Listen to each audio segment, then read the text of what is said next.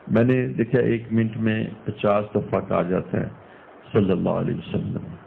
تو اس طرح آپ 10 منٹ میں 500 دفعہ بعد 600 دفعہ بھی پڑھ لیتے ہیں. تو صلی اللہ علیہ وسلم میں جلدی نہ کیجیے لیکن آرام سے اس کو پڑھ لیجیے. تو یہ درود شریف جب آپ 1000 دفعہ پڑھیں گی تو انشاءاللہ آپ حضور صلی اللہ علیہ وسلم سے تعلق بھی محسوس کریں گی اور رمضان کے بعد بھی حضور سے کبھی نسبت محسوس کریں گے. تو اس کی عادت ڈالیے اور اس کو سارا سال پڑھتے رہیے. اب استغفار کا طریقہ بھی بتاتا ہوں کہ اگر ہو سکے تو استغفار بھی کثرت سے کر لیجیے 500 دفعہ یا 1000 دفعہ. تو ایک سیدھا استغفار کا وہ جو آپ کا آتا ہے استغفر اللہ ربی من کل ذنب واتوب الیہ. استغفر اللہ ربی من کل ذنب واتوب الیہ. استغفر اللہ ربی من کل ذنب واتوب الیہ. یا 20-25 پڑھ کے استغفر اللہ استغفر اللہ استغفر اللہ استغفر اللہ استغفر اللہ استغفر اللہ استغفر اللہ استغفر اللہ استغفر اللہ استغفر اللہ استغفر اللہ ربی من کل ذنب واتوب الیہ. استغفر اللہ ربی من کل ذنب واتوب الیہ. استغفر اللہ استغفر اللہ استغفر اللہ استغفر اللہ استغفر اللہ استغفر اللہ استغفر اللہ.